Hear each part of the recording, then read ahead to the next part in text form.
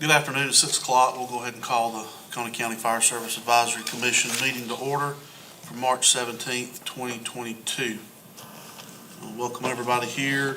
All commissioners are seated, so we do have a quorum. Before we get our first item agenda, I just want to congratulate Director Crine on your award for being the state emergency manager. So thank you for everything you've done for the county, and congratulations on that. So approval of minutes. February 7th minutes have been distributed. If there's any discussion on those, we'll entertain a motion to approve. Make a motion we approve. All right. Motion second. Any further discussion? All those in favor, raise your right hand. Opposed likewise. The motion to approve is approved, and the minutes stand. Next up will be your radio committee. We had a meeting and didn't really have enough members to make these final decisions that have to be made. We're trying to have another meeting. We're getting a little non-committal from members to attend. We're pushing hard.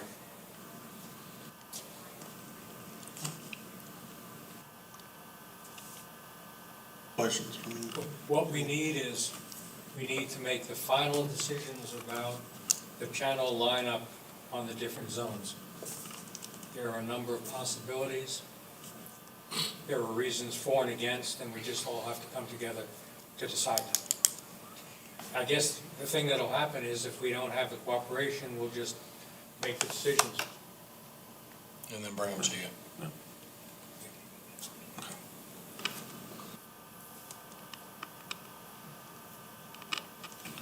That is all, Mr. Chairman. Director Crine. So the first thing on the budget was on the agenda was the budget. So 2.9, as we talked, well, we're going to hold the line. One of the things that we've discussed is pretty much it's going to look the same as it did last year, virtually, except for a couple things that we are going to move around. It's not going to affect any of the aid directly to the departments. But last year's budget did have $40,000 in it for the paving and concrete that we're trying to get contractors in to do at some of those substations to put the pads out front that were never done. That's what that was. The discussion on pump testing, when it came to that, and having the departments pay for pump testing and hose testing, what we've looked at is that projects with the building still needs to continue to finish that project. So we were going to pull enough to do the pump testing for each department, then the hose testing would still be the responsibility of the department. So as we get those quotes in and everything, we'll be able to take that money from to reduce that capital money for the building improvements to those substations, and actually pay for that pump testing and still hold the line as we've been requested to on income of that 2.9 money. And one of the major, one of the changes there, as you see. And also increasing the money for the physicals, once again, as we have the medical physicals that we've been putting in there to try to come up with. Of course, the price of those are going up, and the good thing is we're maintaining about the same number of physicals that we're doing, but with the price going up, we need to find that money. So with that coming through, looking at those increases as we move through the process of that for the next year in the 2.9 fund. The regular budget is in the process of being worked through and meetings being scheduled with the administrator to get priorities and possibilities and monies that it looks like. We are looking at continuing the capital improvement plan, with the exception of we have to pay for the lease for the rest of the air packs. That'll be a change in that we all know about already when it comes to budget because of the air pack purchase this year. And I think Brady will talk about that a little bit later, as we move forward with, projections on times and everything when it comes for that.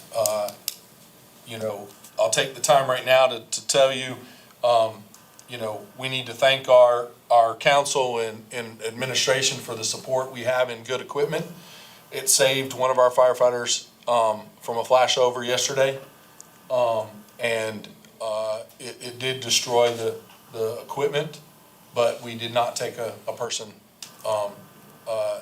you know, to the burn center or anything, because he was wearing his equipment and, you know, he was protected because we have good equipment.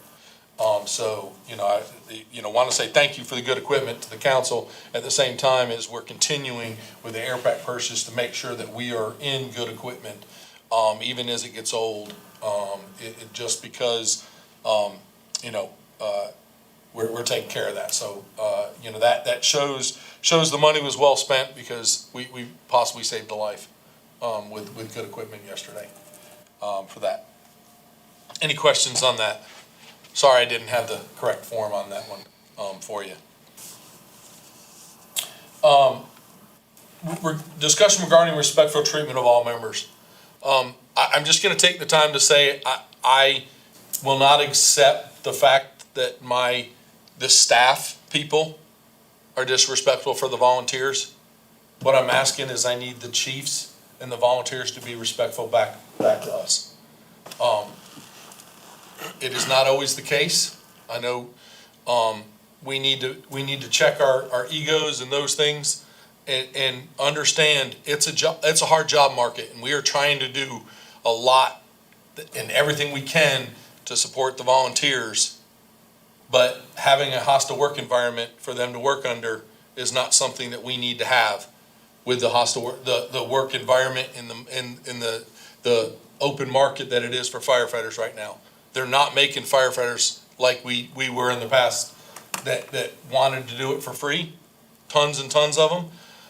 They're not doing it. It's a job and not just a passion like so many of us. We go, went to work for years and did it on the side, and you still do that. And we appreciate that and applaud that. But on the staff's perspective, we need to make sure that we, treat everyone with respect. We are, just because they're paid doesn't mean we need to disrespect them and treat them inappropriately. Please let us know. Let us deal with staffing and those things. But if we continue to have some of the inappropriate comments and inappropriate treatment of staff, we will never have the staff that you need to support you. More or less need to keep the ISO that we have, because it's getting harder and harder to hire firefighters. The city steals them from us, steals them back, we steal them back again, and that wasn't meant, I'm sorry, that wasn't meant, they're jumping from one to the next to the next. They go to Greenville, they go to Anderson, over 500 openings in the state right now for firefighters. And unfortunately, what we pay is on the lower end of that because of where we're at. We're not in a big city. And all of that goes into the tight market it is for people working. And it's getting harder and harder for the amount of work that we require firefighters to do. Not even just the amount of work, it's, I'll give you an example. We had a person start, and the first burn, he said, "This isn't for me." First time he had to go into a controlled burn for training, "This isn't for me." And he wanted to help and be a part, but he realized very quickly that this is not what you see on TV. And so it's getting harder and harder to hire quality people to fill the need, to serve and get the job done, to help the volunteers and to help the departments get what needs to be done. So it's paramount that we treat everyone with respect and make sure that especially the officers. Some of these kids look up to the officers and they do that, and to be treated inappropriately is just unacceptable to me. And so please, every one of you, I need you to talk to your members. You know, if there's a problem, that's what Brady's stepping up, helping us since we don't have a chief right now. Myself, our phones are on. We'll take care of it. We'll take those discussions. We'll do what we can to correct issues that are out there. But setting the expectation that it's okay to treat the staff inappropriately is not acceptable to me. Any comment? I guess I feel kind of out of the loop because I haven't heard about this before. So is this coming from one department or is it just across the board? We've had a few different incidents where our member was attacked by either volunteers, chiefs, or officers, and it's inappropriate for them, you know, in the manner that they were spoken to. Is it in the heat of battle, or is it at the station during day-to-day activities? Both. So, I'm the first one. People know the Marine comes out in me every once in a while, and I'll apologize for that. But we just need to, especially to those younger firefighters that they're following orders. That's what they're doing. They're following orders. If you want to be mad, yell at me. I'll you know, that's part of what they pay me for. They're not definitely getting paid to take, you know, the wrath of the decisions that we've made at the top.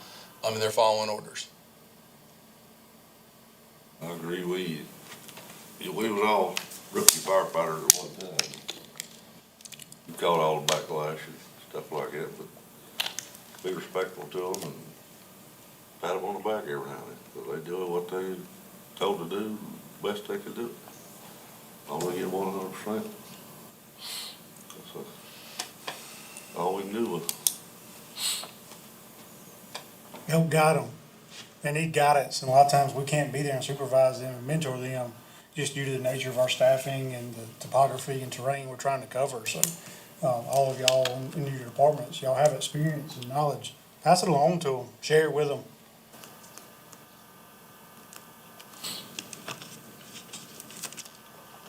That's all I have.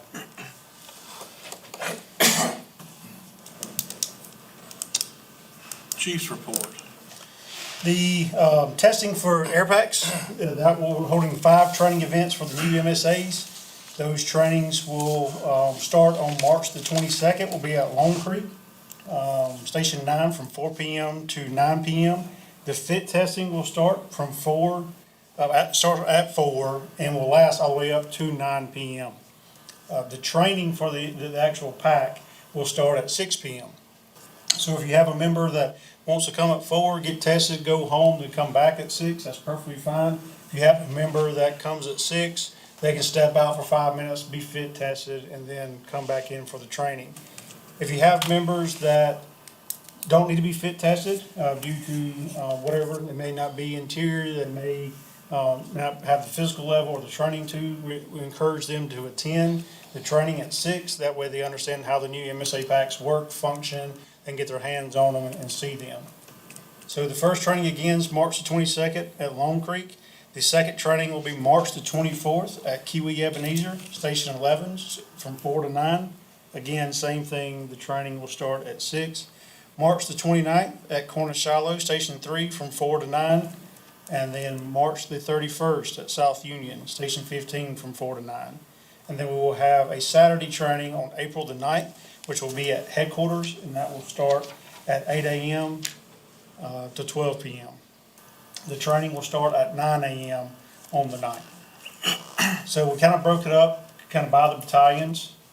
The March 22nd, Long Creek, that was set aside for stations 4, 9, 10, and 24, along with hazmat.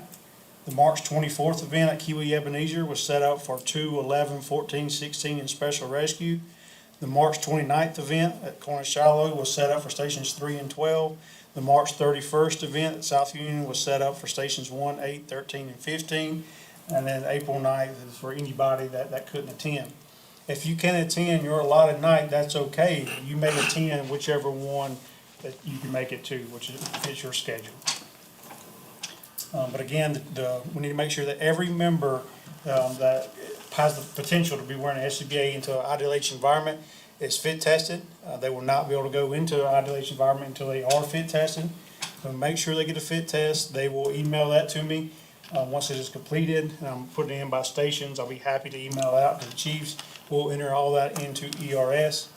And then, of course, attend the training event for that. Training event shouldn't take about an hour, hour and a half. Safe Industries is gonna run through each SCBA, show you the functions. They got a short little PowerPoint. When you attend, please make sure your members know they need to be clean shaven. If they are not shaven, or clean shaved, then MSA reserves the right not to test them.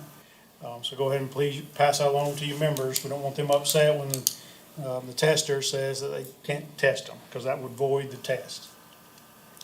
So after this, I've asked for 1 pack per station to come in early. I still haven't got dates on that yet. We're still looking for maybe about a month out until those packs come in. So my plan is, once we get those packs in, that's gonna give us an opportunity to see logistically how much time it's gonna take, because we have to read, write each pack. We have to do serial numbers, record every cylinder, every pack, every face piece, every key fob, every little bit of accessories that comes with this pack.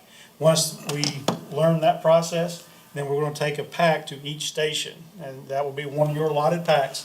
But that way you can train your members on it, let them get comfortable with it before we swap out all the packs. So we've asked for those to be expedited early. So hopefully within a month, we'll have 1 pack for each station to be training with.